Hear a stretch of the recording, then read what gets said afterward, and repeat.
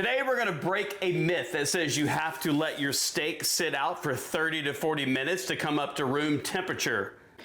I've got 3 ribeye steaks that I purchased at my local Sam's Club, and they're all about the same thickness, little over an inch thick, and they're all about the same size. Now, just for demonstration purposes, let's weigh them real quick. Steak number 1, 1 pound, 2 ounces. Steak number 2, 1 pound, 1 ounce. Steak number 3, 1 pound exactly. And just to make sure it's fair play, I'm actually gonna cut off that little cap right there to make them all within a ½ ounce of one another, because I know some of you guys commented on the other video that I made in the comparison. You said it wasn't fair play. So now they're all the same size in terms of weight. But hold on. Little piece of raw meat never hurt anybody. I'm gonna take some of this bighorn bison. It's just salt, pepper, garlic. Each steak, no binder, no nothing. Just cover it with salt, pepper, garlic. And then I like to add paprika. Gives it sort of that prime rib flavor. Just pound those in with your hand like that. A little bit more salt, pepper, garlic, paprika. Just make sure we got coated good. Salt, pepper, garlic. All right, and then of course, you know, you gotta rub the sides, make sure you get the steak coated really well, even on the sides. Because see, this is gonna be a part of our experiment. We're gonna bust that myth that says you have to let your steak sit out on the counter 30, 40 minutes.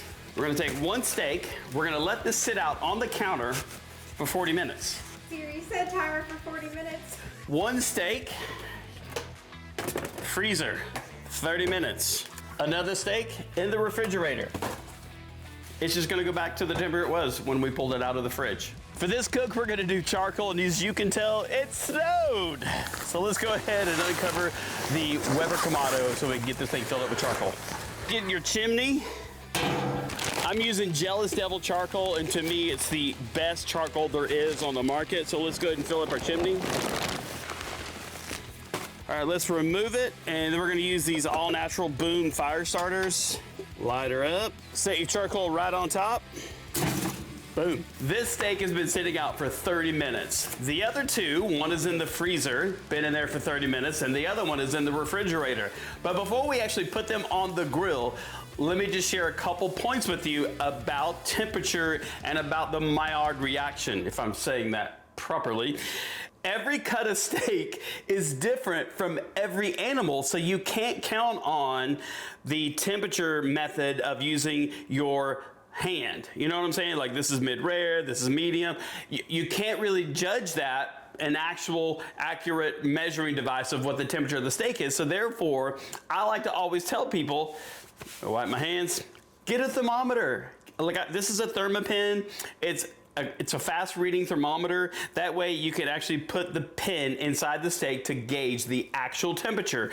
And the main reason that we're doing this test is to dispel the myth that you have to let your steak sit out for 30 to 45 minutes. And in fact, when you sear a steak on the grill, the Maillard reaction occurs at that point. And it's not necessarily to seal in the juices. It's more about creating that Maillard reaction when the heat transfers to the grill grate. So let's go ahead and go outside and dispel this myth. Charcoal's good and hot.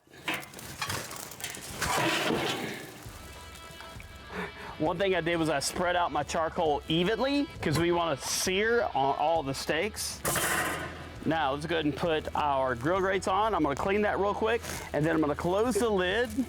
Then it's time to put the steaks on. That's what I'm talking about.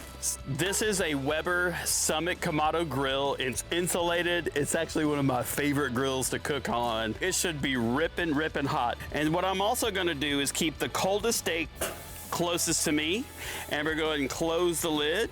And we're gonna let that cook for about a minute because it needs a little bit of a head start since it's the coldest. Let's put steak number 2 on. We're about 60 seconds in. This is the refrigerator. Another minute. All right, let's put that 3rd steak on.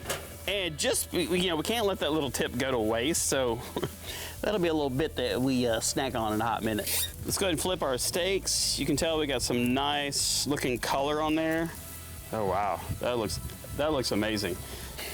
All right, we're about 6 minutes into the cook, and just for accuracy purposes, I'm gonna actually take the grill off the steak and then probe the meat that way to make sure that we're 100% accurate. So we're at 95 degrees on the frozen steak, the refrigerated steak, 94 degrees, and the room temperature steak, we are at 110. All right, let's let these go for just a few more minutes. We're gonna pull each steak at 125 degrees. We have the steaks that have been resting for 10 minutes. I have my son right here. He's gonna be a tester. Then I have his fiance, Taylor, right here. They do not know which steak was in the freezer. They do not know which steak was in the refrigerator, and they do not know which one sat out at room temp for 30 minutes. Actually, the room temp one we let out sit out for 40. So I'm gonna let them blind taste test to see if they can tell a difference at all in the steak. So let's just go ahead and take some part of the spinalis right here, the better part of the steak. So this is the spinalis of one particular steak. We won't tell them which. Hopefully they like it. It's a good piece of meat. Is it edible? Mm-hmm. All right, so let's take the spinalis of the middle steak. There you go.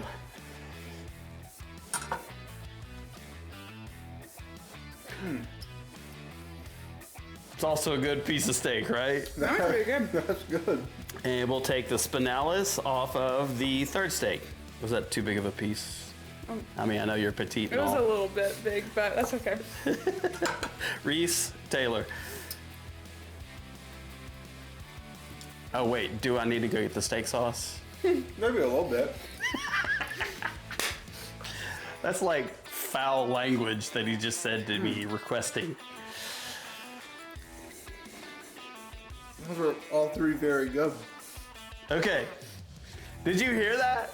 He said all three steaks are very good. Now we don't know what the petite gal said. All steaks are very good. I do have a favorite.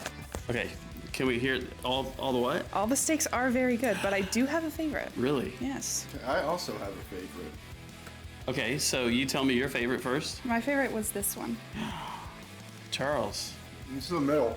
So the test that we did to bust the myth that says you have to let your steak sit out for 40 minutes or so to come up to room temperature so that you can have the proper Maillard reaction, I'm debunking that. That's the whole purpose of this. So what I did was I let this one sit out for 40 minutes. I let this one stay in the refrigerator, didn't get any time to sit out. This one stuck in the freezer for 30 minutes.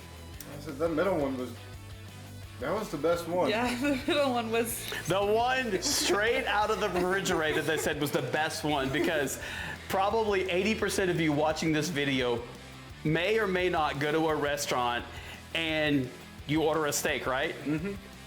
Have you ever seen it at Texas Roadhouse when they leave their steak sitting out on the counter for 40 minutes? I've not. They keep them in the fridge. Exactly. They're in the fridge. All right, so thanks for watching. Don't forget to like this video, make a comment, and subscribe just to tell Taylor how amazing she looks and my son. They're getting married soon. Be sure to subscribe if you like this video, if you think it was helpful. Till next time.